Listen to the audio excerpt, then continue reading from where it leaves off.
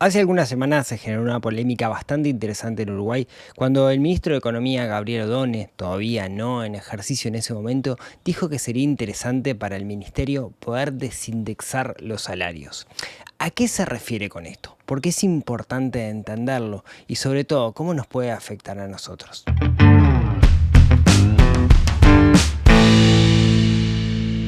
Mi idea, y es algo que tenemos que conversar, por supuesto, con el Ministerio de Trabajo para poner sobre la mesa en las pautas salariales que van a estar arriba de la mesa a partir de la elección salarial que tiene en junio, es avanzar en esta dirección. En el universo de trabajadores, probablemente no, los trabajadores menores ingresos no, pero en el universo de otros sí, entre otras cosas para aprender en esta ronda cómo nos va con esto y ver si podemos generalizar este tipo de prácticas. Igual hay que ver muy bien cuál es el diseño, cuál es el mecanismo, pero es un tema que está arriba de la mesa que al Ministerio de Economía le gustaría explorar. A partir de estas declaraciones de Gabriel Ordóñez se generó muchísimo ruido, sobre todo miembros del partido de gobierno, miembros del Frente Amplio, diciendo que no estaban de acuerdo y que no era parte de las bases, de las ideas del Frente Amplio hacer esto de la desindexación de salarios, poniéndolo o equiparándolo con la pérdida de salario real. Pero vamos a entender que esto no es necesariamente así y sobre todo, ¿por qué es importante entenderlo para hacer una discusión sobre todo informada? Empecemos por el principio. ¿Qué es la desindexación de la economía o de los salarios? En Uruguay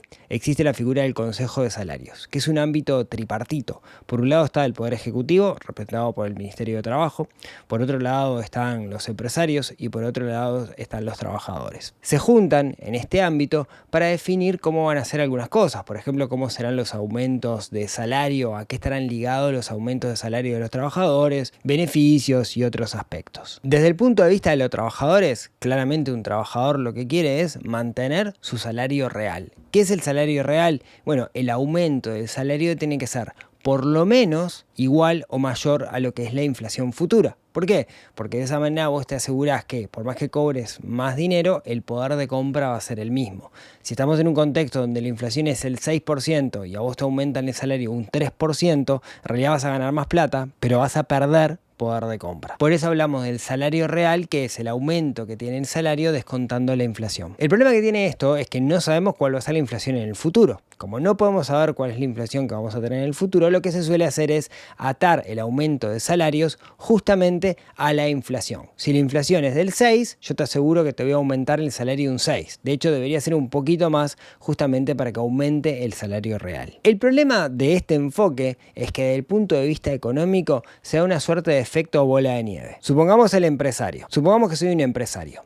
Entonces tengo que aumentar un 6% el salario todos los años. Para hacerlo, necesariamente tengo que lograr ganar más dinero. Entonces tengo que aumentar los precios. Aumentar los precios repercute en los precios de la economía y eso hace que la inflación siga subiendo. Por eso se da un efecto bola de nieve y por eso a medida que siguen subiendo los salarios con respecto a la inflación, siguen subiendo los precios y así se genera ese efecto bola de nieve que hace que la inflación no termine más. Se genera una suerte de círculo vicioso. Antes de que me digas o que pienses, claro, lo que pasa es que el empresario es un codicioso terrible que lo único que quiere es ganar muchísima guita y va a transferir lo que es el aumento de salarios a los precios, pero perfectamente podría fumarse ese aumento y no desear ganar tanta plata. Recordemos un detalle súper importante de esto con respecto a la economía en Uruguay. Según ANDE, el 85,2% de las empresas en Uruguay son empresas que tienen hasta 4 empleados. El 12% son empresas que tienen entre 5 y 19 empleados.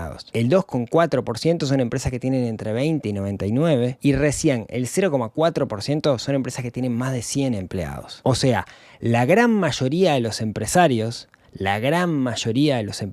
ese 82,5%, no es gente que tiene multinacionales que está haciendo guita a paladas y que puede fumarse el aumento de salario sin trasladarlo a los precios. Simplemente no puede porque son empresas chicas. Parte del mandato que tiene el Ministerio de Economía es generar confianza en los actores del mercado. Eso es quizás lo más importante o es la tarea más imprescindible que tiene que hacer un Ministerio de Economía. Hacer las cosas bien para que el mercado confíe en lo que está haciendo el gobierno. Un ministro de Economía, un banco central, lo que hace es tocar algunas perillas por ejemplo, las tasas de interés, por ejemplo, el tipo de cambio, por ejemplo, la política macroeconómica, por ejemplo, el endeudamiento, y levantar la cabeza y ver qué es lo que dicen los actores de la economía. ¿Cuánto estiman que va a ser el crecimiento del próximo año? ¿Cuánto estiman que será el tipo de cambio? ¿Cuánto estiman que será la inflación? Entonces, lo que van haciendo al final del día es generando confianza.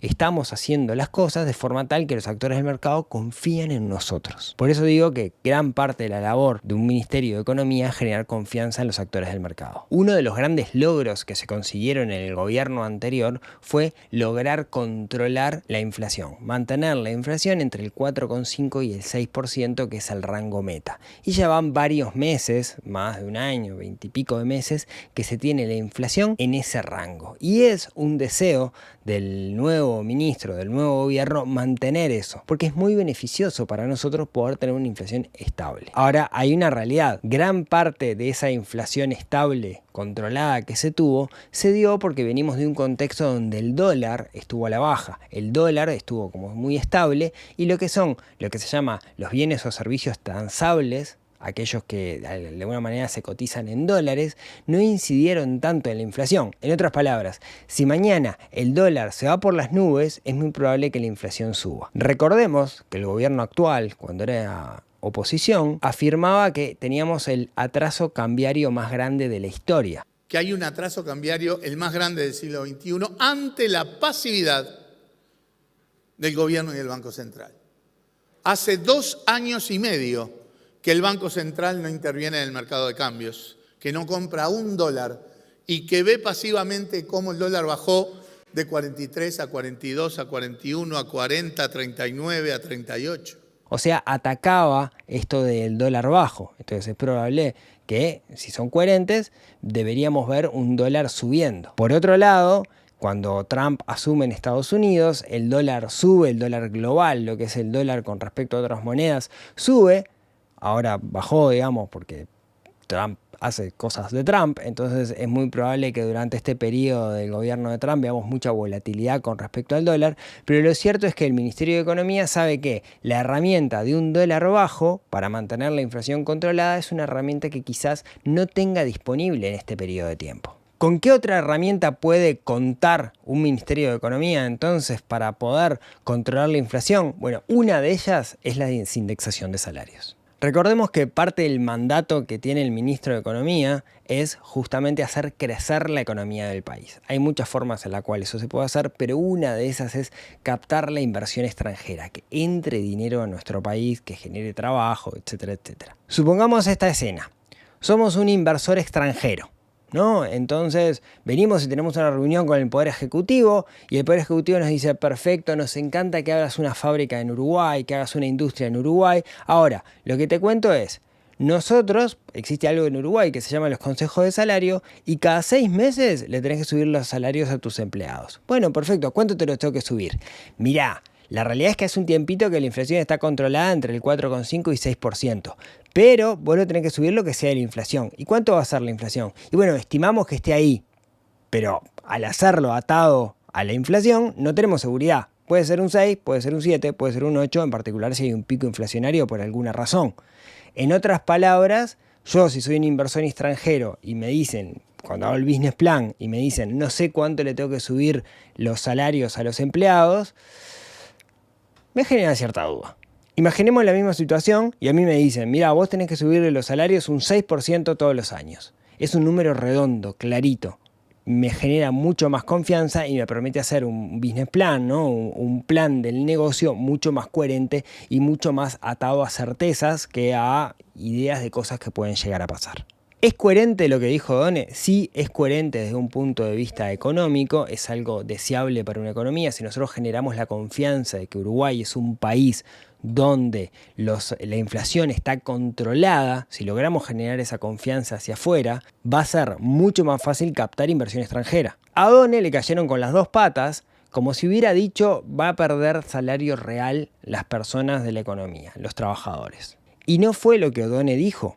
Lo cierto es que si queremos pasar a una economía que genere más confianza, sobre todo hacia afuera, primero tenemos que creárnosla nosotros. Y parecería que eso es lo que no está pasando ni siquiera dentro del partido de gobierno. Existen caminos intermedios, como ya los hubo, como por ejemplo poner un aumento fijo de salarios y alguna cláusula gatillo, que de alguna forma es, si la inflación aumenta mucho más de lo que ha aumentado el salario, lo que nosotros definimos como salario, entonces en ese caso es un aumento especial. Es mucho más coherente eso para hacer un business plan, si yo fuera un inversor extranjero, que estar atado a una variable que no controlo como es la inflación. Lo cierto es que los salarios estén atados a la inflación es de cierta manera decir que no nos creemos nosotros mismos que podemos mantener la inflación controlada. Si internamente nosotros no confiamos en lo que podemos hacer, menos va a confiar un inversor extranjero.